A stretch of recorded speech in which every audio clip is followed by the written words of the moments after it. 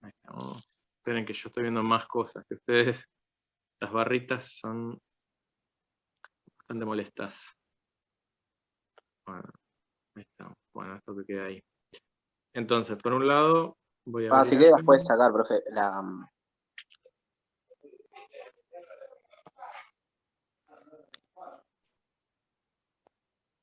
Bien. Este era el trabajo práctico. Bueno, vamos directamente al fill-in. ¿Está bien? Profe, si quiere, a la derecha de la pantalla, justo donde dice división, hay una flechita gris donde hay un rectángulo abajo de compartir, una flechita gris como señalando hacia arriba, así se le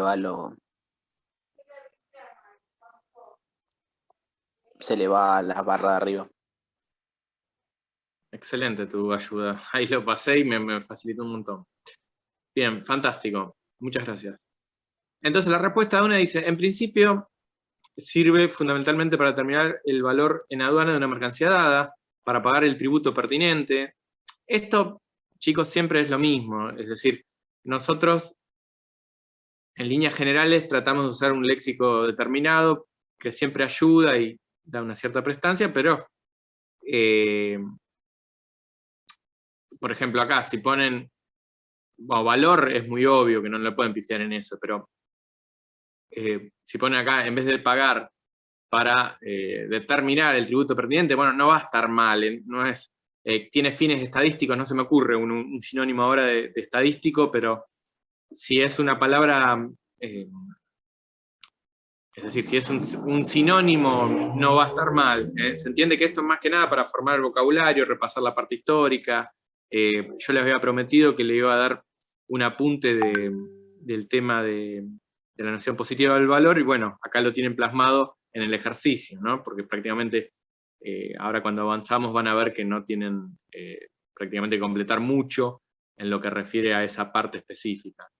Después dice, bueno, otra palabra fundamental es métodos con los cuales se valora, como así también para la toma de decisiones de distintos actores económicos. Por cierto, es importante remarcar que en términos estadísticos se puede afirmar que el método primero es aplicado en más del 90% de los casos de evaluación aduanera de importación en Argentina. Bueno, acá dejé un error mío esto no va, pero es, digamos, no, ustedes no lo tienen a esto, así que. El valor en aduana podría decirse que es la base de imposición de los tributos aduaneros, que obviamente está regido por leyes que muchas veces son mal interpretadas, tanto por pequeños como por grandes agentes de comercio internacional, traduciéndose en un costo no menor para muchas operaciones. En su singularidad, el valor en aduana de importación, a diferencia del valor en aduana de exportación, está arreglado internacionalmente por un tratado, un acuerdo, del cual la Argentina es miembro, mientras que el valor de exportación, abordados de nuestro Código Aduanero, específicamente en los artículos 724 hasta el 760, no está codificado internacionalmente. En lo que refiere a los derechos de aduana, vale aclarar que en esencia se utilizan para recaudar fondos para el fisco, es decir, poseen una función fiscal o recaudatoria, si se quiere, y también otra de protección de la industria. Estos derechos tienen dos formas de instrumentarse diferenciales, a saber, la primera y principal, en la cual aplican sobre el valor de las mercancías. Ese sobre también debe, seguramente, si uno se pone a buscar, debe haber sinónimos, es decir, que no se aflijan si no pusieron sobre y pusieron otra palabra, porque tranquilamente puede estar bien. Y otra en que se percibe una unidad de medida, se percibe por una unidad de medida, por bulto, etc. Es decir, que esta última se invoca cuando hablamos de derechos específicos, que por así decirlo no responden a la idea de equidad tributaria. A saber, si se cobrara por unidad de medida, puede suceder que una mercadería valiosísima pague lo mismo que otra que tiene un valor bastante escaso. Consecuentemente, se puede deducir la predilección del mundo contemporáneo por los derechos ad valorem, los enunciados al principio de este párrafo. Los derechos ad valorem existían ya en Roma, pero la historia de la codificación internacional, esto es más o menos una suerte de resumen de lo que habló Martín, de lo que se fue explicando, y para dar, digamos, un pantallazo general de lo que fue la noción de cómo darle un valor a la mercancía desde los tiempos más remotos, ¿no? Porque si estamos hablando de Roma, pasó un tiempito, por así decirlo. La historia de codificación internacional del valor en aduana data de poco más de medio siglo, y en su trayectoria histórica no se puede obviar la labor de la Sociedad de las Naciones, que si bien no prosperó lo suficiente, puede decirse que dibujó las bases que post Segunda Guerra Mundial se retomarían con pulso más firme. En el año 1947, el año 1947 es protagonizado por la firma del Acuerdo General sobre Tarifas y Comercios, el GATT, y 3 años más tarde, en 1950, los países europeos elaborarían el primer Código Internacional de Valoración, es decir, la definición de Bruselas, que comenzó a regir en los países europeos en 1953 y se expandió hacia otras latitudes. Esta Convención de Bruselas fue también receptada por la legislación argentina desde mediados de los años 60 y allí se incorporó al Código Aduanero. En pocas palabras, ¿en qué consistía esa noción teórica del valor? Nosotros remarcamos que es una noción positiva la que trabaja este acuerdo relativo a la aplicación del artículo 7 del GATT, es decir, que habla de un precio realmente pagado por pagar, es decir, fíjense lo que vamos a leer ahora y vamos a ir explicando con mayor detenimiento esta partecita, después le vamos a dar más dinámica porque si no se hace muy tedioso. En pocas palabras, ¿en qué consistía esta noción teórica del valor de Bruselas? Esta noción se entendía en una esfera ideal, donde el precio que le pagara un comprador o un vendedor, independientes entre sí, es decir, no vinculados, en un mercado de libre concurrencia, que equivaldría al valor en aduana, o sea, ese mundo idealizado dio pie a la noción teórica, pues buscaba hacer foco en los precios usuales, normales, de laboratorio sería, ¿no? No sé qué otro sinónimo poner, ideal creo que es lo que enfatiza este texto en lo que refiere a esta noción teórica. Vuelvo a releer. Esta noción se entendía en una esfera ideal, donde el precio que le pagara un vendedor a un comprador independiente de sí en un mercado de libre concurrencia equivaldría al valor en aduana. O sea que si el precio, por alguna, qué sé yo, estrategia comercial, en ese momento histórico, una empresa quisiese entrar a otro mercado con un precio bajísimo, el valor en aduana no hubiese sido como normal. Entonces, hubiese sido lo que se esperaba de ese bien, de esa mercancía, y no lo que realmente estaba reflejado en la transacción. Es decir, que el precio haya sido bajísimo. Porque, qué sé yo, por ejemplo, para entrar a un mercado puede hacer una estrategia comercial una empresa y ir a un margen bajísimo o inclusive sin margen. Hay empresas grandes que tienen espalda y pueden llegar a hacer eso, pueden hacer una estrategia de aguantarse unos meses vendiendo al costo con el solo hecho de imponer la marca o su producto en un mercado dado. O sea, ese mundo idealizado dio pie a la noción teórica, pues buscaba hacer foco en los precios usuales normales de mercado, combatiendo la eventualidad del fraude y la subfacturación, sin tener que atenerse necesariamente a lo pactado entre las partes de una operación dada.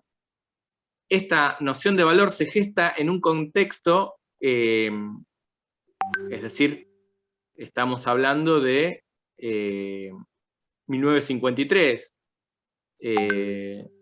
39 del 45 es la Segunda Guerra Mundial, es decir, imagínense una economía de posguerra en el mundo, ¿no? O sea, las grandes potencias devastadas, que esto también lo señala el texto, ¿no es cierto? Dice, esta noción de valor se gesta en un contexto histórico-económico donde la Europa de posguerra, con un aparato productivo resentido, necesitaba del impuesto aduanero para ayudarse vía recaudación fiscal. Claro, al poner precios normales, usuales, idealizados, digamos, si era bajo, o sea, cuando más bajo es el valor en aduana, si le aplicamos un coeficiente, obviamente va a ser más bajo. En cambio, si el valor es normal, ideal o idealizado, por así decirlo, bueno, va a ser más alto, la aduana de ese país va a recaudar más, eso es obvio. Entonces dice, la definición de Bruselas tuvo así aplicación en la legislación de muchos países, América hispana, casi toda, la mayor parte de Europa, incluyendo algunos países del ex bloque comunista, países del norte de África, del Oriente Medio, etc.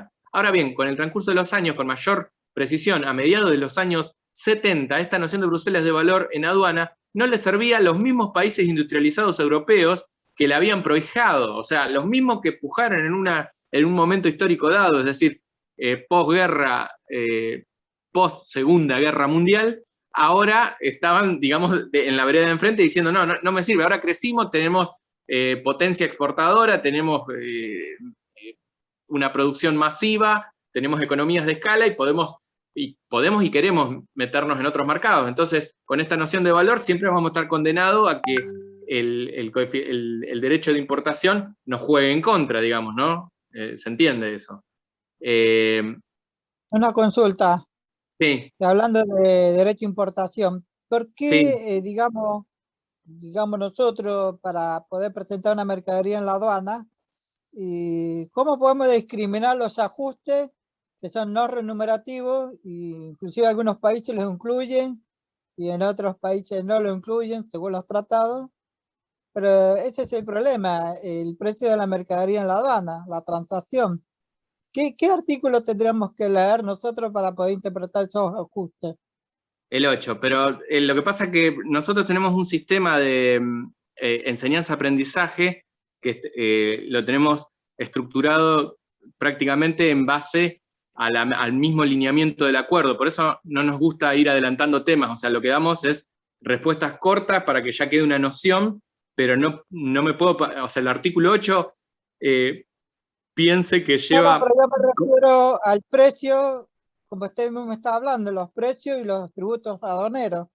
Claro, esto es lo que a mí me confunde, los ajustes que a veces se sacan de esos tributos y otros lados esos tributos se incluyen. Esto es lo que no puedo interpretar yo bien digamos, la temática que usted está dando.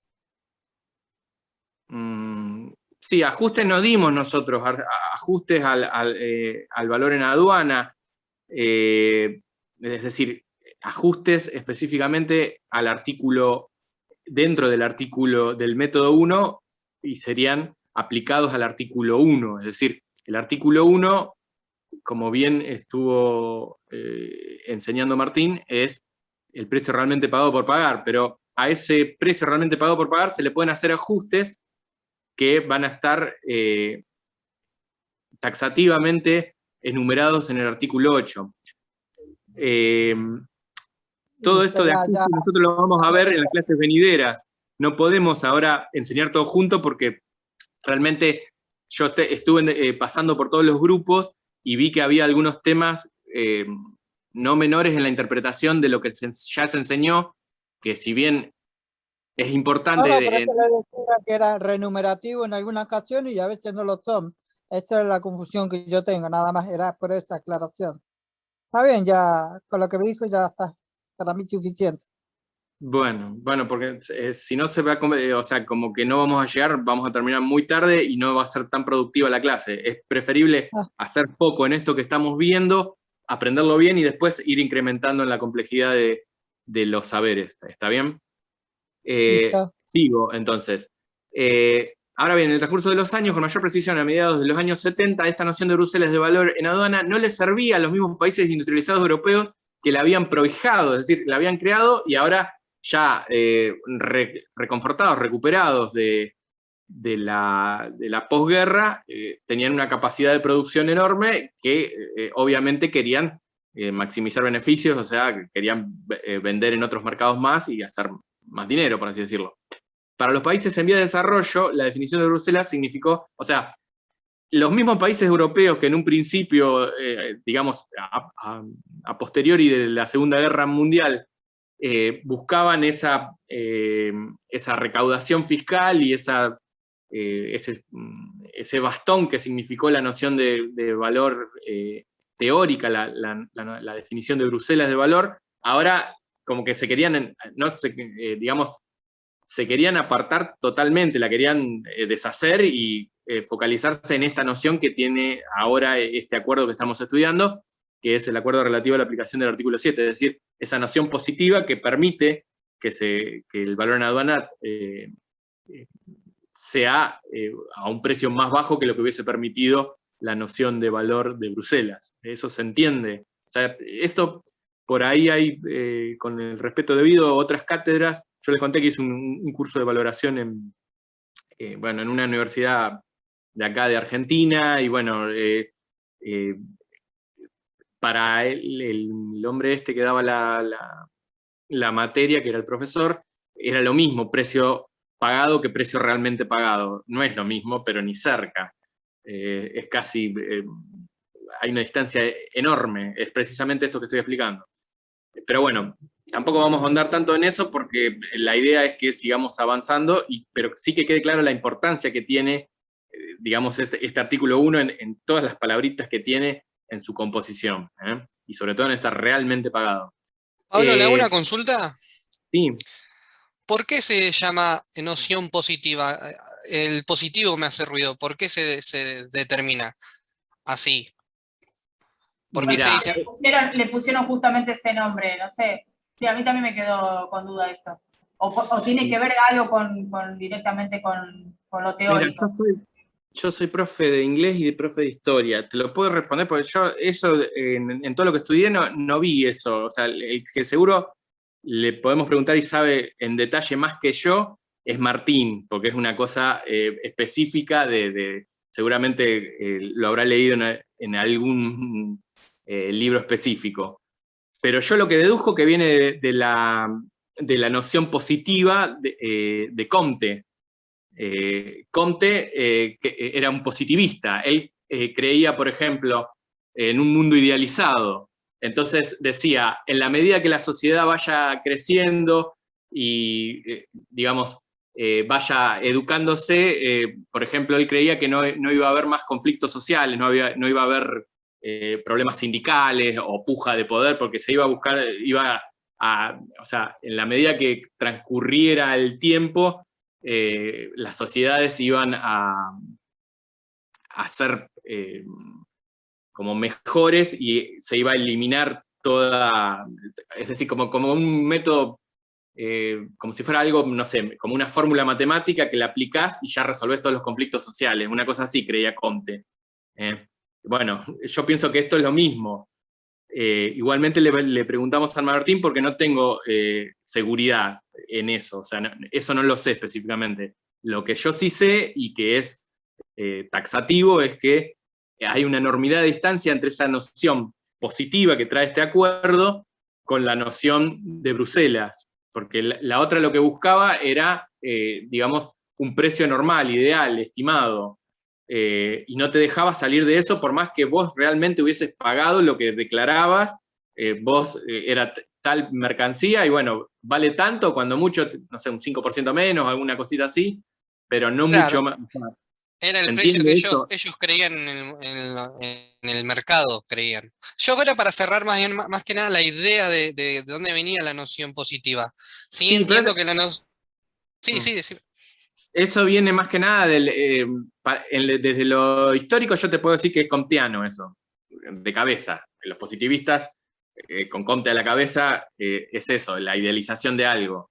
Pero en el área del derecho, yo no tengo formación, digamos, yo soy licenciado como van a ser ustedes en un tiempito, y bueno, nosotros tenemos derecho privado, derecho público, derecho internacional privado y público. No es que tenemos, digamos, la misma formación que alguien que ejerce abogacía. Entonces, después se la preguntamos a Martín, pero... Dale, profe. No era para comprometerlo ni complicarlo, sino para que yo pueda cerrar la idea.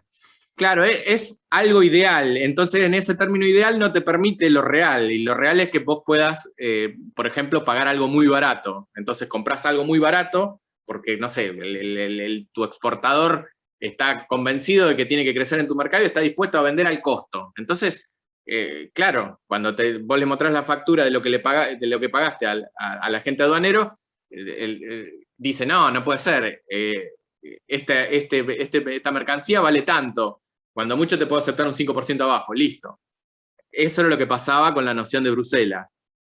Con la noción positiva de valor, es decir, cuando entra en vigencia este acuerdo, permite, acepta esos valores más bajos. Eso es una diferencia enorme. Por eso cuando vos lees la primera parte del acuerdo, si sigo hablando, son las 9, no nos vamos a ir a las 11 de la noche. La primera parte del acuerdo, es decir, en su especificidad, el artículo 1, cuando dice el precio realmente pagado, ese realmente no es una palabrita menor, no es, o sea, vos pensás que del 50, que es la 53, o sea, de mediados del siglo que está la noción de 53, esta noción de Bruselas, al 70 hay 17 años más o menos. O sea, mirá si hay todo un proceso, un camino de puja, de intereses, de gente involucrada para que se modifique la forma de valorar, o sea, la noción de valor. Entonces, mirá si es importante. Y esto, vuelvo a repetir, o sea, yo siempre es un honor para mí trabajar con Martín. En muchas cátedras como que ningunean esto y es una cuestión sustantiva. Bueno, seguimos. Para los países en vías de desarrollo, la definición de Bruselas significó fundamentalmente el ingreso fiscal, protección de la industria local, teniendo como contracara el pujante, eso ya es como una repetición de lo que veníamos hablando, ¿no? Significó fundamentalmente el ingreso fiscal y la protección de la industria local, teniendo como contracara la pujante iniciativa de los países industriales, los Estados Unidos, bueno, en el seno del GATT, Ronda Tokio, y bueno, en su especificidad, el Tratado de Valor como bien decía en la parte histórica Martín, ve la luz en 1979. Los países industrializados pesaron decisivamente en las negociaciones de este acuerdo, que a favor de que, o mejor dicho, en favor de que el valor en aduana se igualase al precio realmente pagado por pagar, es decir, el valor de transacción, terminando con los valores teóricos o ideales. Este tratado comenzó a regir en los países industrializados en 1981 y en nuestro país en 1988. Fue adoptado primero por la ley, receptado por la ley 23.313 y después por la 24.425, que eso tenían que completarlo ustedes, que lo dijo Martín, lo pasamos en el PowerPoint, que aprueba la actual versión del GATT y de todos sus tratados reglamentarios. Es importante aclarar que desde 1994 el GATT comprende en bloque tanto el acuerdo general como a sus acuerdos reglamentarios.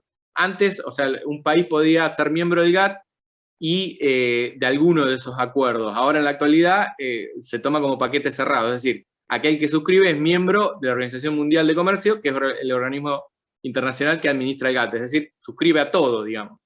Y ahí ya entramos ya más de cara en lo que es el artículo 1, dice, ¿qué valor tiene el precio realmente pagado por pagar en el tratado, o en el acuerdo, digamos, ¿no? El principal método de valoración se basa en el precio realmente pagado por pagar por las mercancías importadas cuando éstas se venden para su exportación al país de importación, más allá de que sea necesario o no ajustar.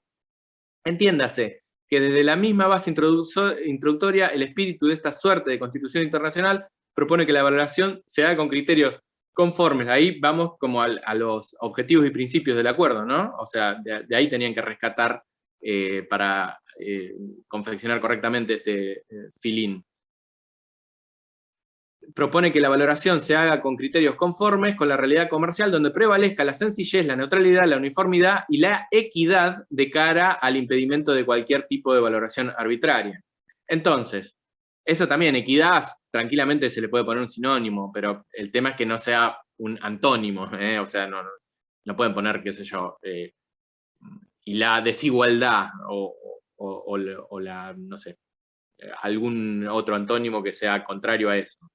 No, aparte está bien claro en el acuerdo, en claro, los objetivos. Pero lo que les quiero decir eso, porque en un oral o por ahí en una parte escrita de examen, un filín no es que le vamos a corregir todo, o sea, hay conceptos que sí, que son centrales, no podés confundir precio y valor, no es lo mismo. Ya sabemos que valor involucra el precio y ese precio, o sea, puede ser precio más ajuste o precio solo.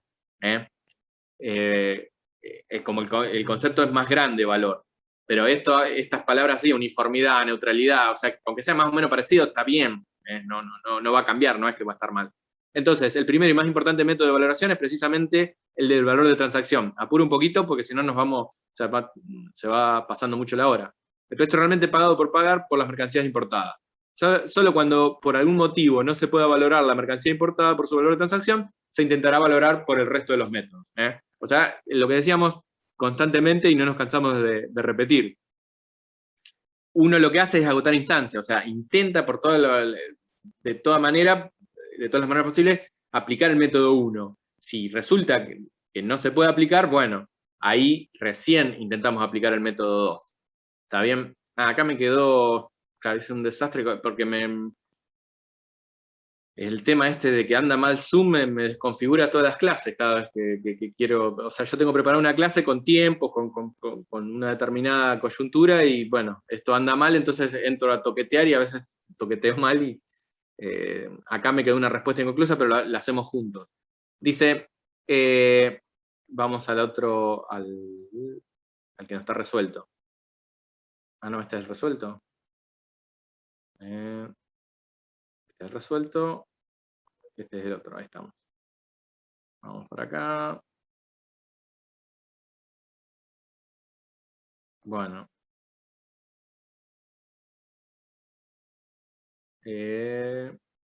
Acá está. Dice, seleccionar los elementos que impedirían el uso del método primero de valoración. De ser correcto, marcar más de una opción y justificar en todos los casos, inclusive en opciones descartadas. Una contraprestación taxativa, yo voy a intentar, esperemos que no se trabe, abrir el acuerdo. Lo que pasa es que con una mano tengo el celular, con la otra tengo el mouse. Dentro de poco voy a tener que poner un pie arriba del teclado para operar todas las cosas a la vez. Profe, ¿qué es taxativa? Disculpe, yo no sé qué es taxativa. ¿A qué se refiere entre el comprador y el vendedor? Una contraprestación taxativa en la venta. Que es como exclusiva, es puntual, digamos, ¿no? A la venta, de la que se dispone una contraprestación puntual a la venta, de la que se dispone plena información al respecto y puede ser discriminada del resto de la operación. Cuando decimos contraprestación, ustedes tienen que estar pensando, a ver cómo minimizo esto porque me quedó la barrita esta acá. Segundo. Ahí estamos, el acuerdo. Ustedes tendrían que haber estado pensando en esta parte de acá. A ver. Bueno, está funcionando todo, fantástico. A ver un poquito de zoom. El próximo trabajo práctico lo voy a reducir un poco porque por ahí se me fue la mano. Eso le erré yo. O sea, tendría un toquecito más corto, lo tendría que haber hecho para que no sea tan agobiante. Pero en el afán de querer hacer énfasis en todos los temas vistos, por ahí se me fue un poquito la mano.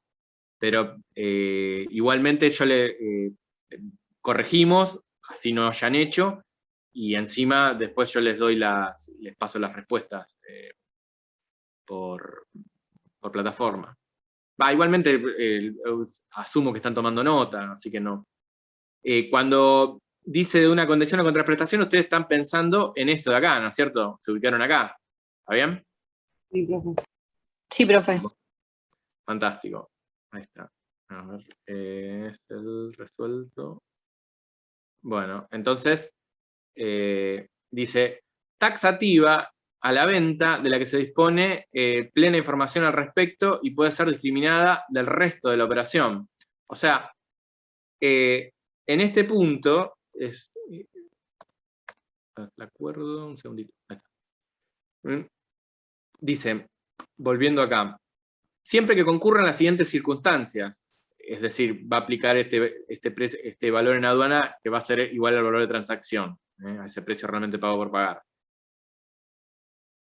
Las ideas fuerzas de acá es decir, que para que aplique el artículo 1 no tiene que haber restricción. No tiene que, la venta o el precio no tiene que tener ninguna condición o contraprestación. No tiene que haber reversión, ni directa ni indirecta. No tiene que haber vinculación. Eso es como, digamos, el primer paso para entender bien el artículo 1. Pero después tenemos los bemoles, ¿no es cierto? O sea, como ese pequeño detalle, esa ruptura en la norma de base, ¿no es cierto? La norma de base, ¿cuál es? Que vos tenés que comprar, pagar, valorar en aduana y disponer libremente de la mercancía, hacer lo que se te antoje, digamos, revenderla, usarla, lo que fuere.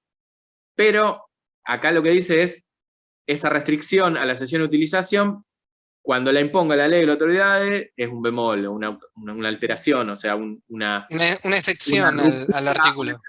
Una ruptura a la regla general. La regla general es que no haya limitación en lo que uno compra, asumiendo que uno es el importador, ¿no es cierto? Lo segundo es que la venta o el precio, el B, la capite B, dice que la venta o el precio no dependa de ninguna condición o contraprestación, o sea, que no tiene que haber ninguna condición en esa compra. O sea, yo, digamos, le compro a mi exportador en Francia a cambio de que mi exportador en Francia me compre otra cosa, y bueno, si eso se puede, hay documentación suficiente para que la aduana pueda elucidar cómo es esa relación comercial, bueno, ahí sí te permite quedarte en el artículo 1. Pero si vos no podés esclarecer esas condiciones o esas contraprestaciones, necesariamente tenés que salir porque no te van a autorizar a aplicar el método 1 para valorar. Entonces vas a intentar por el método 2. Entonces, ¿acá qué dice? Una contraprestación. Una condición sí, pero ¿qué es una contraprestación? Específicamente. ¿Qué vendría a ser profesión? Una condición o una contraprestación es que yo, por ejemplo, vendría a ser casi un sinónimo, que, por ejemplo, yo te exporte algo, o mejor dicho, que yo importe algo y como contraprestación vos me favorezcas en algo que quede elucidado en términos aduaneros. Si lo pensás como una condición específica, es más fácil en el sentido que decís, bueno, que el exportador me venda algo o eso que le compro, se lo voy a comprar siempre y cuando me compre algo a mí o haya o sea, algo que me favorezca de alguna manera y quede legible para la aduana, por así decirlo. No sé si se entiende lo que quiero decir. ¿Siempre tiene que ser en favor? ¿Cómo en favor? Claro, en favor mío, por ejemplo, si yo compro Claro, entre las partes. Estamos hablando acá entre partes. Claro, siempre las dos partes. Tiene que ser a favor, porque tal vez yo compro algo, pero puede ser a favor del importador. Profesor, yo tengo, una vez escuché a un profesor que decía una contraprestación, era como, por ejemplo, comprar una máquina industrial y el servicio que venía para capacitar al personal de acá, del importador, esa era la contraprestación que compraba con la mercadería con opción de compra o con opción de alquiler. Entonces todo ese movimiento administrativo o comercial le llaman contraprestación. Y eso es lo que se valorizaba en la aduana. No sé si es así o no. Sí, también es un buen ejemplo, pero no es solamente eso, es mucho más grande. Pero, o sea, nosotros vamos a ver, o sea, si nosotros analizamos la palabra, es una prestación, ustedes ya saben lo que es una prestación y lo vamos a ver ahora en el artículo 8 a eso también. Por ejemplo, vamos a usar tu ejemplo, que me favorezca en una instalación de eso que me vende, pero lo que pasa que eso tiene que quedar, es decir, tiene que haber una documentación fehaciente para que la aduana pueda, digamos, cuantificar cómo modifica eso, cómo influye eso en la relación comercial y en los precios que se están manejando. No sé si se llega a entender. Sí. Por ejemplo, si viene un grupo de personas para capacitar el manejo de una máquina, que quede especificado que ese grupo de personas, el valor que sale traerlo, que capaciten y todo eso. Que quede bien especificado ante la aduana. Claro. Lo que pasa también es un poco más complejo de eso, pero bueno, con una primera aproximación estaría bien. En resumen. Suponte que vos decís, bueno, ¿cómo se imputa esa capacitación? Y bueno, esa capacitación, ¿quién la paga? la paga el exportador o el importador. Si la paga el importador, ya vamos a un ajuste. Por eso, a eso iba si era a mi favor o a favor de quién la paga, claro. Claro, por eso. Es todo por eso esto es como querer aprender a tocar el piano y decir, bueno, empiezo por la Quinta Sinfonía. Bueno, lamentablemente no es aconsejable. Siempre uno tiene que empezar con escalas, después ir avanzando con polirritmos, con distintas métricas. Esto es lo mismo. Hay que ir por pasos. Porque, ¿qué pasa? Ya te adelanto, mira, para que te darte una primera idea. Si yo, importador, le digo, mira, vamos a hacer así, va a haber una contraprestación en esto, pero vos, yo te envío, en vez de hacer una contraprestación donde el vendedor me beneficia con una asistencia en un servicio dado, suponte, es al revés. Yo le digo, mira, yo te envío unos ingenieros para que vos me produzcas. Bueno, ahí ya no entras acá, sino vas por el artículo 8, vas por un ajuste, porque es una prestación. Entonces, irías por el 8.1b cuádruple I.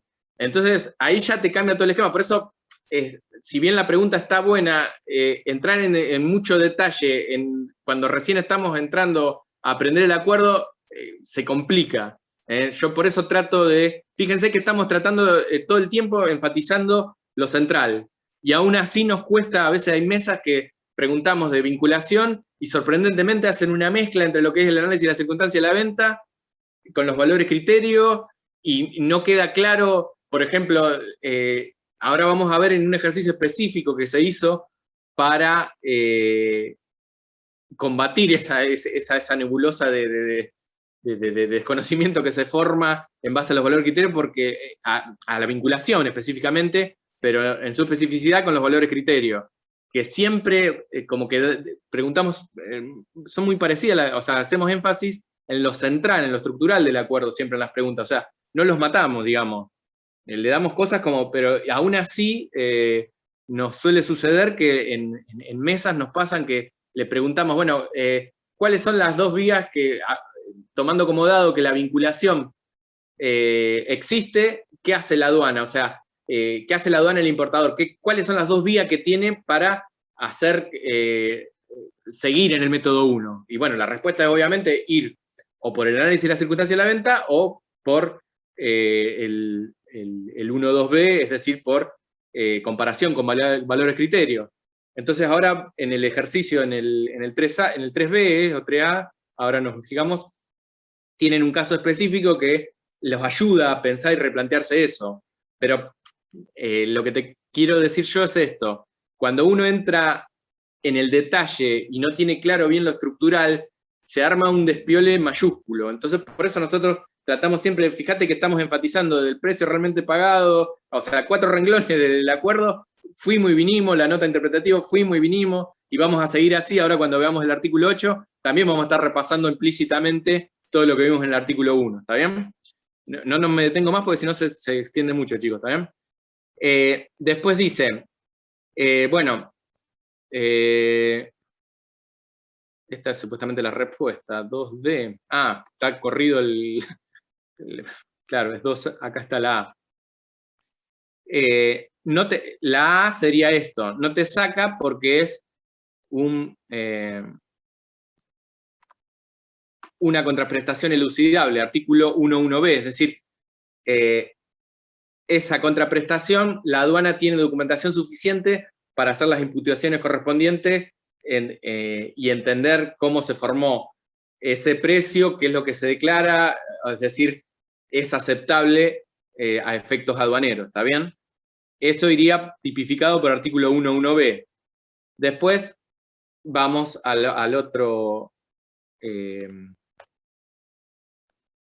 punto. Dice, gastos no calculables estrictamente ligados a la comercialización de los productos importados en el mercado local, es decir, de importación. Gastos no calculables estrictamente ligados a la comercialización de los productos importados en el mercado local. Entonces, lo primero que se tiene que preguntar uno es, o sea, posicionarse. ¿Me van siguiendo, no? Sí, profe. Está bien. Posicionarse, ¿dónde les aconsejamos siempre que simularen estar mentalmente? ¿Como importador, profe? No, como la aduana, porque vos tenés que ponerte en una postura objetiva. Cuando vos te pones como consultor, como importador, como exportador, siempre inconscientemente vas a buscar tirar agua para tu molino, por así decirlo, ¿no es cierto? Entonces, tu objetividad va a derrapar. Eso por ahí en ejercicios más complejos se ve, y en caso de jurisprudencia se ve notablemente. Cuando entran a tratar de justificar lo injustificable, y claro, uno ve que lo que está buscando es bajar el precio para pagar menos, o al revés. Hubo empresas muy importantes acá en Argentina que en un momento dado, más ligadas al sector automotriz, que al revés, en vez de querer bajar el valor en aduana, hicieron lobby para subirlo porque les convenía, porque después pagaban menos de ganancia. Pero bueno, y hay otras razones más. Pero el foco es este, uno se tiene que poner tratando de pensar que es la aduana. Entonces tiene que ser totalmente imparcial, objetivo, neutral. Entonces, gastos, si uno se pone como la aduana, dice gasto calculable estrictamente ligado a la comercialización de los productos importados en el mercado local. ¿Quién va a pagar eso? Es la pregunta. O sea, ¿quién está interesado en la comercialización? Bueno, en realidad todas las partes, porque el exportador que vende quiere que se revenda su mercadería para que le vuelvan a comprar y que se haga un círculo virtuoso. Eso está más que claro. Pero en principio yo pienso que está más que claro que es el importador quien va a pagar esos gastos de comercialización en el mercado interno. O sea, ya tiene la mercadería nacionalizada de libre circulación en el territorio aduanero argentino, entonces, ¿qué va a querer hacer? Venderla, supuestamente, ¿no? Entonces, ¿qué va a hacer? ¿Va a tener gastos de qué? De comercialización de esos productos. Entonces, es algo, digamos, posterior a la importación. Entonces, ¿cuál sería la respuesta? Profesor, una consulta. Usted dijo la postura de la aduana. A veces la aduana dice que esto es admisible y no admisible. Eso es lo que no puedo entender, lo que usted estaba explicando. ¿Por qué dice que es admisible y por qué a veces dice que no es admisible? ¿A qué se refiere? ¿A los gastos, a la comercialización, a los tributos aduaneros? Por eso, si uno lee la nota interpretativa del artículo 1, párrafo 2, no sé si lo ubican rápido, empieza, se considera, yo si paso con una mano, lo que pasa es que estoy trabajando con la mano derecha la tengo inmovilizada con el celular para que me escuchen, si no, no... No te haga problema que yo no uso los ojos, uso el cerebro. Está bien. Pero bueno, el tema es que yo comparto pantalla y les voy ubicando rápidamente en el acuerdo, pero así trabajando de esta manera se me complica. Ven que tarda un montón en llegar. Pero bueno, busquen la nota interpretativa, el artículo 1, si no voy a tardar una eternidad. Artículo 1, dígamelo y yo lo busco después para mí. Artículo 1. Es nota interpretativa el artículo 1 en el párrafo 2. Y dice, se considera, bueno, se los digo de memoria, se considera que los gastos que emprenda por cuenta propia, algo así dice el acuerdo, que emprenda por cuenta propia el importador, no forman parte del valor en aduana. O sea, es ajeno a la valoración. En este ejemplo, claramente, tenemos que ubicarnos en donde estamos, no es ejemplo, en el punto de resolución, tenemos que ubicarnos claramente que lo que está hablando es después de la importación. Entonces, a la valoración aduanera no le importa qué hace el importador una vez que ya, digamos, está nacionalizada la mercancía y la va a revender o la va a usar, lo que fuere. Eso ya es ajeno a la valoración aduanera, a la aduana, digamos, ¿cierto? Entonces va por... o sea, eso no impide que la respuesta es no, que no impide que aplique el artículo 1. Bueno, dice que lo que puede confundir es esto, que dice gastos no cuantificados, pero no afectan al uso del método primero, por nota interpretativa del artículo 1, párrafo 2. Eso sería la tipificación, ¿está bien? Bueno, después, seguimos. La B. C. Vinculación probada y constatada por la aduana entre las partes, importador y exportador. ¿Qué responderían ustedes o qué respondieron? Que el inciso D dice que la vinculación puede aceptarse mientras tanto no altere el valor de transacción y sea aceptable a efectos aduaneros. Claro, a priori lo que dice es que el acuerdo, como con la norma en sí, es que como que prefiere que no haya vinculación, pero si hay vinculación puede ser aceptable. O sea, el hecho de que haya vinculación no implica necesariamente que te saque del método primero. ¿Está bien? Perfecto. Bien, seguimos. Bueno, la F, también, artículo 1.2a. La F, vamos a la F. La F, tanto el comprador como el vendedor son controlados por una tercera persona en común, es decir, existe vinculación. ¿Está bien? Entonces, la C y la F van con la misma justificación y las dos no impiden que aplique el método primero, es decir, puede tranquilamente aplicar el método primero. Después, la D dice reversión, que es lo que le estaba marcando acá cuando leíamos el tratado, el acuerdo, que dice, ya estoy en el artículo 8, perdón.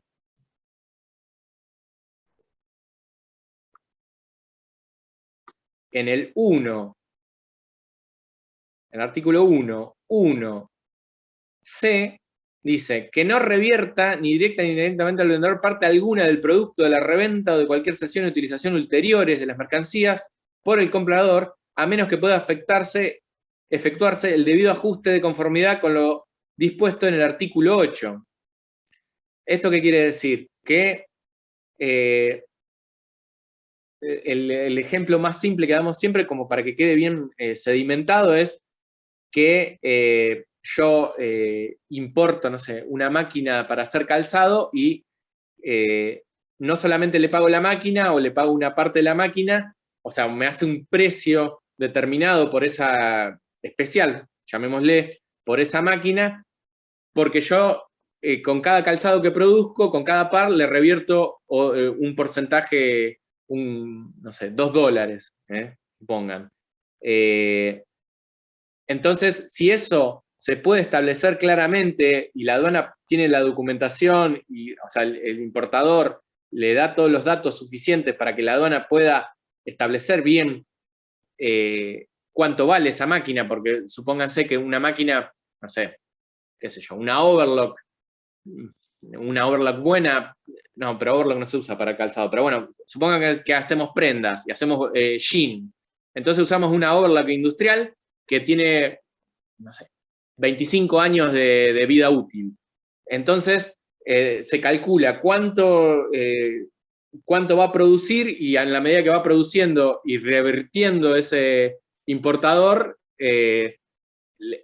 la aduana hace ese cálculo y dice, bueno, entonces el valor de la overlock es tanto, no es solamente el precio realmente pagado, es porque el 1.1c linkea con el artículo 8. Entonces, van a ver cuando veamos el artículo 8 que este ajuste específico. Entonces, ese ajuste se suma al valor, se calcula cuánto va a producir esa máquina y cómo va a ser esa reversión. Y si la aduana tiene todos esos datos, que seguramente se lo va a facilitar el importador, eso va a conformar la sumatoria del precio realmente pagado más el ajuste, va a conformar el valor en aduana. ¿Se entiende o es muy difícil rebuscado el ejemplo? Es lo más simple que se me ocurre. Se entiende bien, profe. Fantástico. Bueno, entonces, Profe, acá la reversión, el problema es lo siguiente. Cuando no tenés ni datos objetivos y cuantificables, que no podés medir, te dice, bueno, sí, le revierto una cantidad dada por mes, pero no te dice, ¿qué es esa cantidad dada? 60,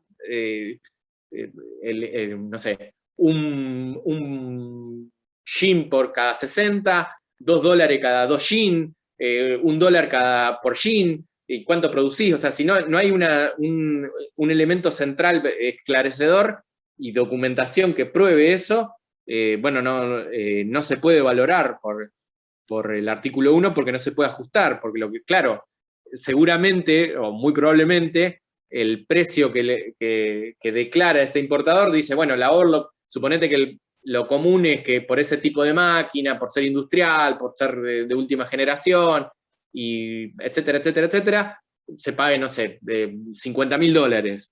Y bueno, resulta que él declara que la compró a 30. Claro, pero la compró a 30 porque le hizo, o sea, estableció un contrato que le va a revertir una parte de la producción durante un año y va a producir tanto y va a tener un margen tanto y va a ajustar por qué sé yo, una cláusula por inflación o lo que fuere. Entonces, claro, si están todos los datos, ahí sí se puede ajustar, pero tienen que estar todos los datos, ese es el tema, ¿está bien? Seguimos, para no quedarnos más o sea, se nos está pasando mucho el tiempo, sino. O sea, yo digo porque después, ahora yo no estoy controlando quién está y quién no está, pero bueno, en la medida que transcurran los minutos empiezan a irse más gente y es un problema porque después, cuando explico lo otro, o sea, cuando entramos a hablar del artículo 8, revemos todo esto y estamos constantemente haciendo, inclusive cuando vamos a la parte de exportación, cuando hagamos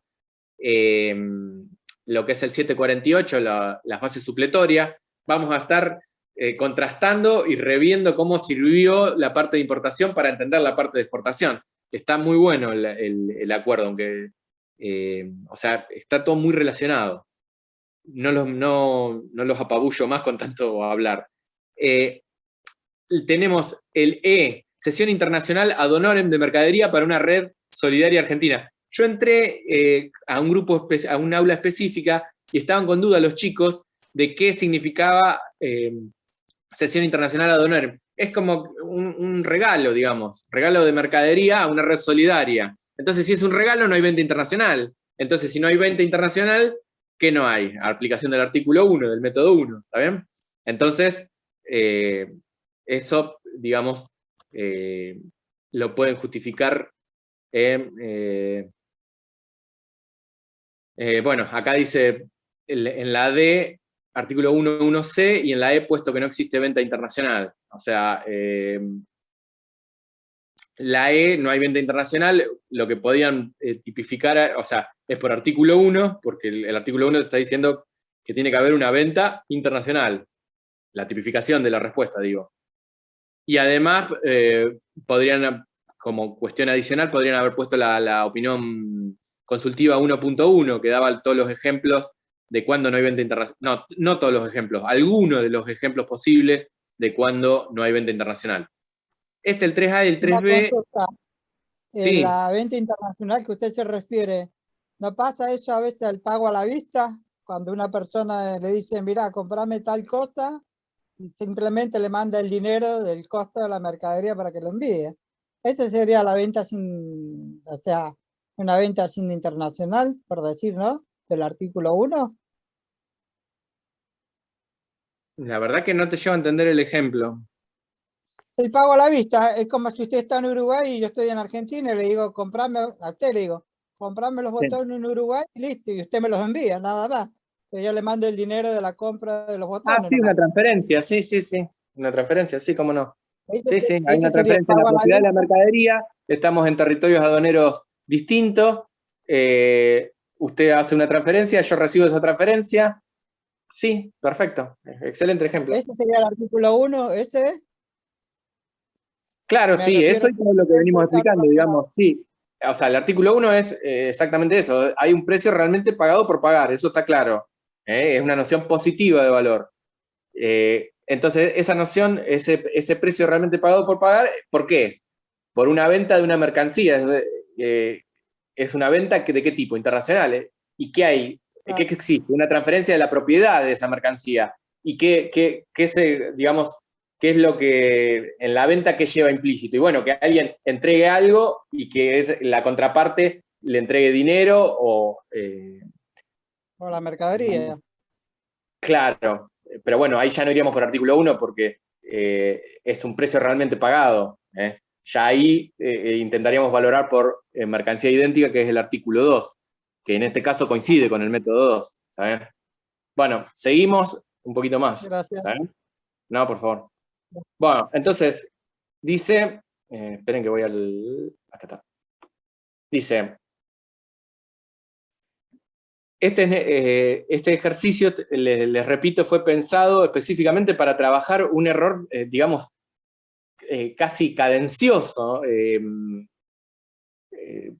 no encuentro un término que describa más la repetitividad, que uno dice, pero ¿cómo si lo explicamos? Le dedicamos 4 clases, lo pasamos en el PowerPoint, hicimos ejercicio, y aún así va y le preguntás de qué color es el caballo blanco y se te quedan mirando. Entonces hay que enseñarlo mejor, o de una u otra manera, que ese mínimo, porque la gran mayoría de alumnos lo entienden bien, pero bueno, también buscarle la vuelta como para que sea bien holístico, porque sea para todos, o sea, que sea simple, que quede bien. No puede pasar que la cátedra, digamos, pasen alumnos y quede en duda esto. Esto es inaceptable.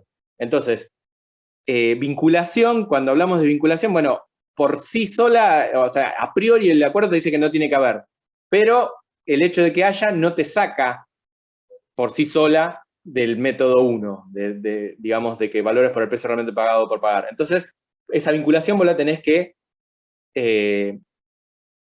hacer aceptable a efectos aduaneros por 2 vías. Una es por el 1.2a del acuerdo, que es que el análisis de la circunstancia de la venta, cómo tienen conformada su relación comercial el importador y el exportador, cómo esa empresa conforma sus costos, sus beneficios, por ejemplo, a lo largo de un año, calendario, o sea, qué es lo normalmente que factura, cuáles son sus márgenes. Entonces, la aduana evalúa todo eso y concluye en base a eso si le vende la empresa exportadora a un precio o en condiciones similares a la que le vende a otros importadores. O sea, se hace todo un análisis exactamente de las circunstancias, de todo lo que, digamos, involucra a la venta. Esa es una cosa totalmente distinta que está en el 1.2a a lo que está en el 1.2b, que es agarrar el precio de lo que declarás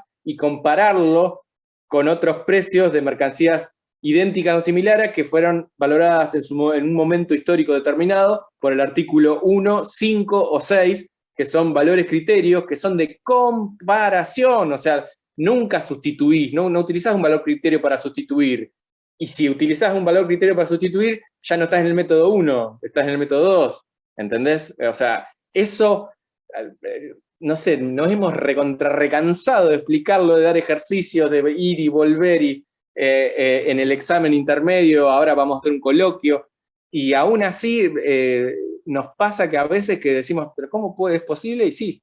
Entonces por eso estamos haciendo un énfasis tremendo. Este ejercicio fue especialmente focalizado en eso. Disculpen la verborragia.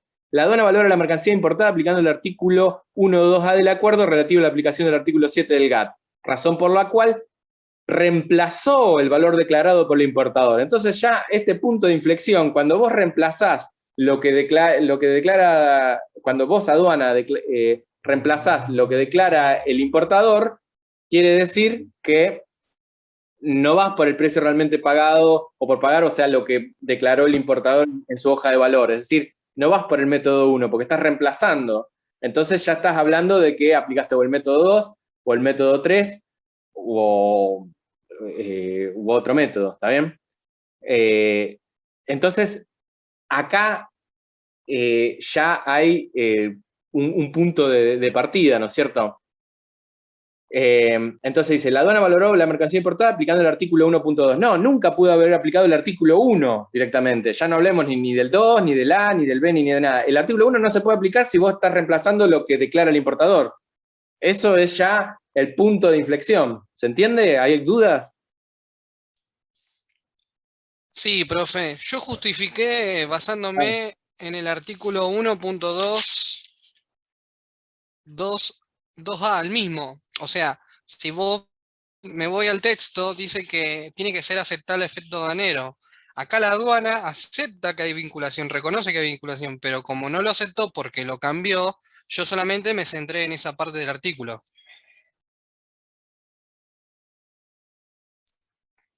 Pero por eso, o sea, acá no hay, dice el importador vinculado. Está claro que existe vinculación, eso tenemos un punto de acuerdo, de convergencia. Ahora dice, sí, razón por la cual reemplazó el valor declarado. si reemplazó el valor declarado, no le está creyendo lo que declaró el importador. Eso estamos claros. O sea, estamos... Tal cual. Tal cual. Entonces, quiere decir que para valorar por el método 1, vos lo que haces es aceptar lo que dice que pagó el importador, que lo plasma en la hoja de valor. ¿Está bien? Lo que yo quise tratar de poner es que no pudo seguir valorando porque no aceptó el valor declarado. Punto. Así contesté, en base a ese artículo.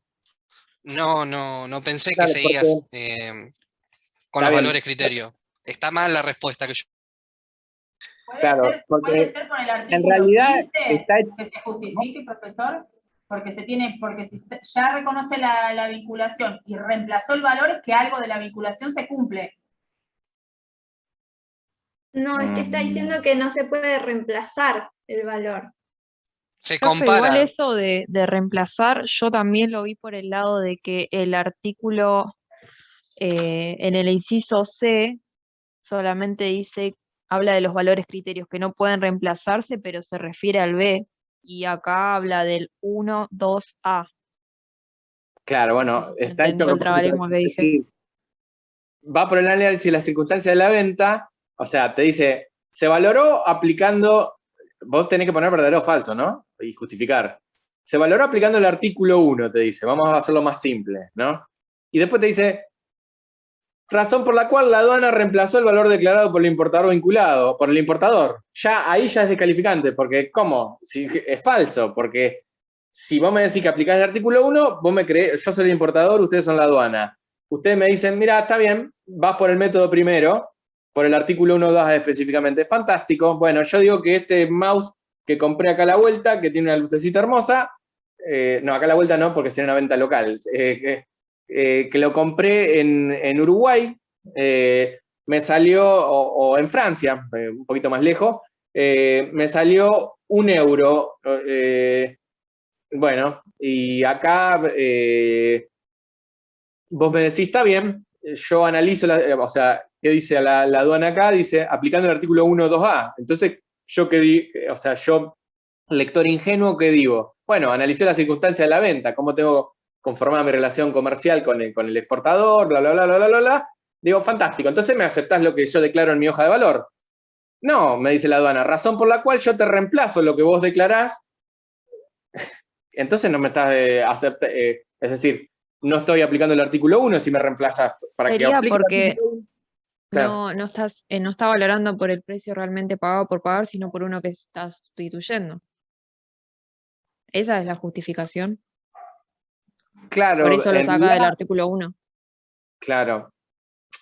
En realidad, bueno, ahí te metiste como en camisa de once varas, porque lo que puede pasar es, o sea, en la factura comercial y lo que vos declarás en aduana, vos podés decir, mira, traje un BMW y me salió $2. Y, o sea, vos podés poner lo que quieras, después te atenete a las consecuencias. Declaración inexacta de 1 a 5 veces el monto que dejaste pagar. Bueno, el tema es ese, el precio realmente pagado existe. Ahora que lo declare el importador tal cual es otra cosa. Por eso la aduana acá cuando te crea, o sea, cuando la aduana acepte lo que vos declarás, es que vas a estar aplicando el método primero. Eso es así, taxativo, es digamos, puntual. No hay otro punto de partida, digamos.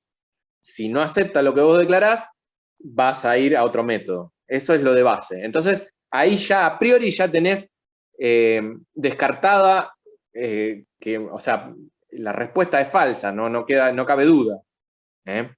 ¿Por qué? Porque si vos me decís, te acepto por un lado, pero por el otro, te acepto aplicando el artículo 1.2a, pero por el otro lado me reemplazás el valor de lo que yo declaro, entonces no me estás aceptando. Es un verso. Está diciendo una cosa, pero está haciendo otra. Lo que estás haciendo realmente vos, aduana, es aplicando otro método. El método 2, por ejemplo, o el método 3, mercancía idéntica, mercancía similar, tranquilamente. Agarraste un valor criterio y lo utilizaste para sustituir. Entonces, si fuera que lo que hiciste vos es, qué sé yo, valoraste por el artículo 2 o por el artículo 3, aduana. ¿Está bien? Eso es lo que realmente pasó acá o lo que aparenta haber pasado. pero lo que está claro que es falsísimo, porque si vos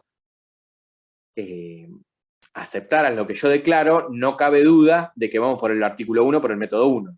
Después, en su especificidad, si va por el A, por el B, si va con ajuste, sin ajuste, that's another story, es otra historia, digamos. O sea, después lo vamos a ver, o sea, en 2 clases más ya empezamos a ver el artículo 8. Es decir, la clase que viene no, la que sigue.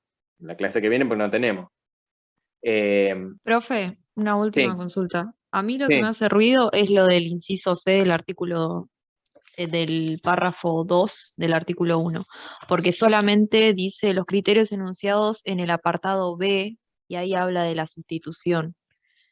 Entonces, ¿no se puede sustituir en ningún momento el artículo 1? Claro. ¿O solo en el apartado B? No, o sea, el punto B, la sustitución esa que se está refiriendo. No, vos yo hablo decís igual acá. del C, el C, ahí está. Claro. Los criterios enunciados en el apartado B del párrafo 2 no pueden utilizarse, bla, bla, bla, no podrán establecerse valores de sustitución, pero solo se refiere al apartado B. Claro, Por eso pero me hizo ruido, porque en el enunciado dice 2A en el ejercicio este. ¿En ningún momento se puede sustituir o solamente en el B? no, lo que dice acá es específicamente en el B, pero en realidad, o sea, no en realidad, sino de la misma lógica del acuerdo se deduce que el artículo 1 aplica solamente cuando la aduana te acepta lo que vos declarás. Es decir, vos podés declarar que trajiste una mercancía dada y no tuviste ajuste alguno, no sé, no tuviste una prestación, por ejemplo.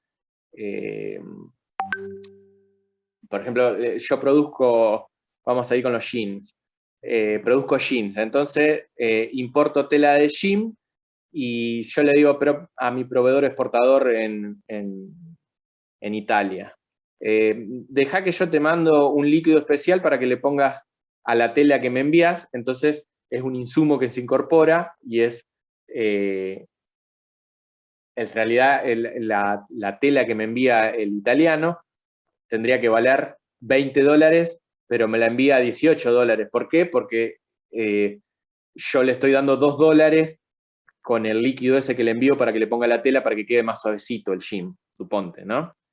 Entonces, por artículo 1 vas a tener $18 y por artículo 8 vas a tener $2. Vos vas a ajustar ese precio, pero nunca, o sea, la aduana te va a aceptar eso, o sea, que vos le des más información para que establezcas el valor en la aduana correctamente, pero no te va a aceptar, o sea, digamos, no, el acuerdo no acepta que la aduana agarre y te diga, no sale 20 porque aplicaste 18 por artículo 1 y 2 por artículo 8. Sale 50 porque, mira, yo tengo otras mercancías que del mismo productor exportador del mismo país y la mercancía es idéntica y esto que el otro, y yo te reemplazo. Entonces, ahí, por más que te analice es decir, por ejemplo, yendo por el A, dice, bueno, ¿cómo es tu relación? ¿Cuántos años hace que operás con este exportador? Bueno, mira, operamos desde tal año, listo, acá tenés la documentación, siempre mantuvimos estos márgenes, siempre me hizo descuento por pronto pago, por cantidad, por nivel comercial, por etcétera, etcétera, etcétera. Bueno, fantástico, tenés la documentación probatoria, podés probar que ese exportador, productor, trabaja así con todo el mundo y no con vos solo y que realmente encuadrás en los lineamientos comerciales que desarrolló a lo largo del tiempo esa empresa. Bueno, tenés todos los elementos, digamos, probados, entonces vos le decís sale 20 y la aduana te dice, está bien, sale 20. Ah, no, pero a mí del análisis de la circunstancia de la venta me sale que, dice la aduana, suponete, si fuera el otro caso, del análisis de la circunstancia de la venta, me surge que tendría que valer 55. Entonces te cambio el valor. No, entonces no me aceptás. Es decir, la vinculación, una vez realizado el análisis y la circunstancia de la venta influyó en el precio, por así decirlo, me estoy quedando sin saliva ya, lo desvirtuó, entonces salís del método 1. ¿Entendés? O sea, el método 1 vos declarás y es lo que declarás. No puede venir la aduana a reemplazarte. Mejor dicho, no podés pretender que la aduana te reemplace lo que vos declarás y decir que estás valorando por artículo 1, por método 1.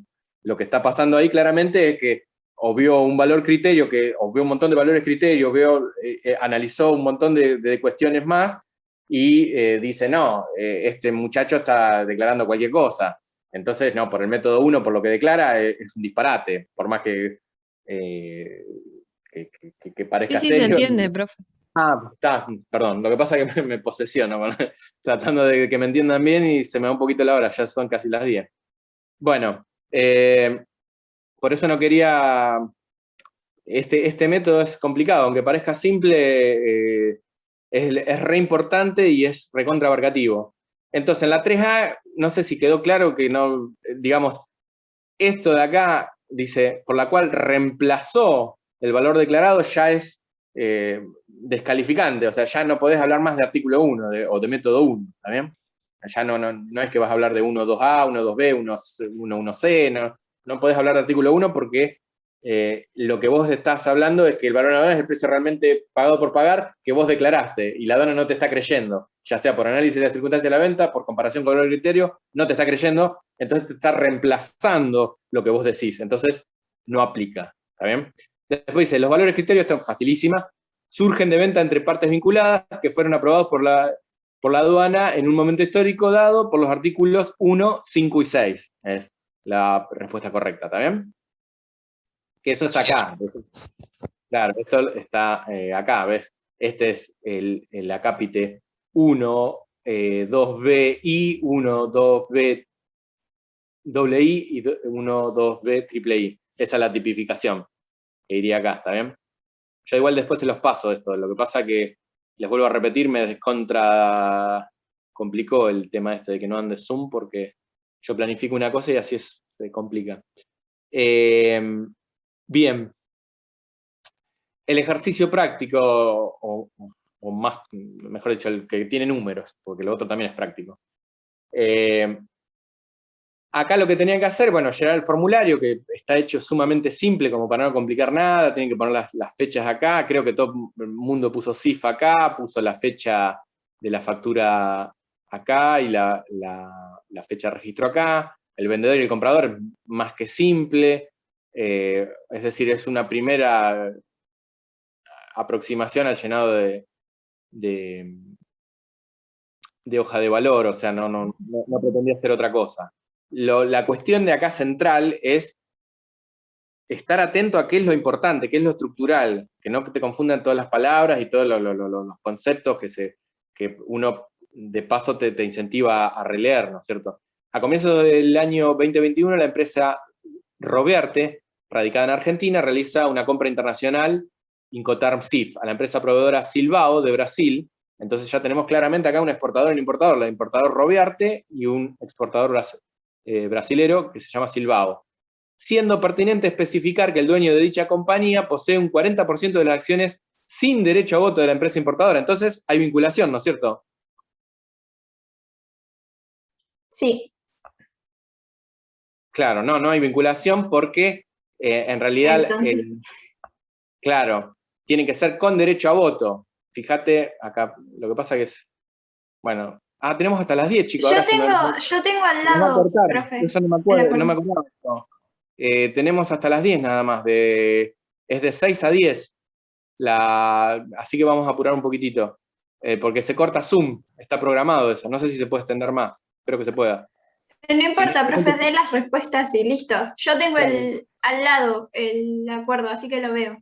Claro, 15, fíjense en el 15.4, esperen que tarda un poquito, 15.3, 15.4, Acá tenemos, en el 15.4D, dice, si una persona tiene directa o indirectamente la propiedad, el control o la posesión del 5% más de las acciones o títulos en circulación y con derecho a voto de ambas, o sea, de ambas personas, jurídica está pensado, ¿no? Fundamentalmente, pero bueno, puede ser física de existencia ideal o jurídica o física, ¿no? Pero bueno, generalmente vamos a pensar en una empresa cuando habla de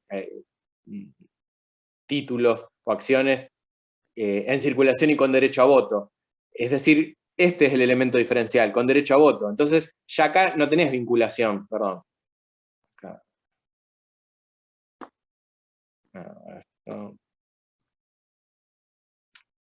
Vamos. ¿Que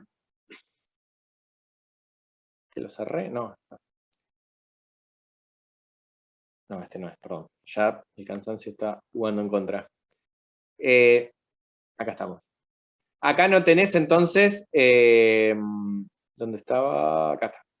Acciones sin derecho a voto. Entonces, si no estás atento, te comes eso y decís, hay vinculación. No, no hay vinculación porque tendrían que ser con derecho a voto. Sí está bien que tiene más del 5%, que es el 5% más. Es un detalle, digamos, pero dice, el monto de la compra es $200.000 CIF en concepto de 1.000 unidades de rodamiento de bolas cuyo peso es, bueno, un montón de detalles que no hacen al caso. Dice, la factura de compra Silvao, 24, vale aclarar que Silvao no realiza ningún tipo de descuento a Roviarte, la fecha de registro de la solicitud. Por otro lado, cabe aclarar que los valores manejados en esta transacción concuerdan con importaciones realizadas en un momento aproximado sobre mercancías de iguales características en operaciones similares entre partes no vinculadas. O sea, que como que está legitimando una... porque claro, acá si vos pensabas que había vinculación, acá está haciendo como una suerte de resumen, de comparación de valores criterios, como una conclusión, ¿no es cierto? Pero bueno, ya no había vinculación, o sea, no hay motivo y no hay más datos en el ejercicio como para pensar que nada, que pudo haber estado desvirtuado el precio.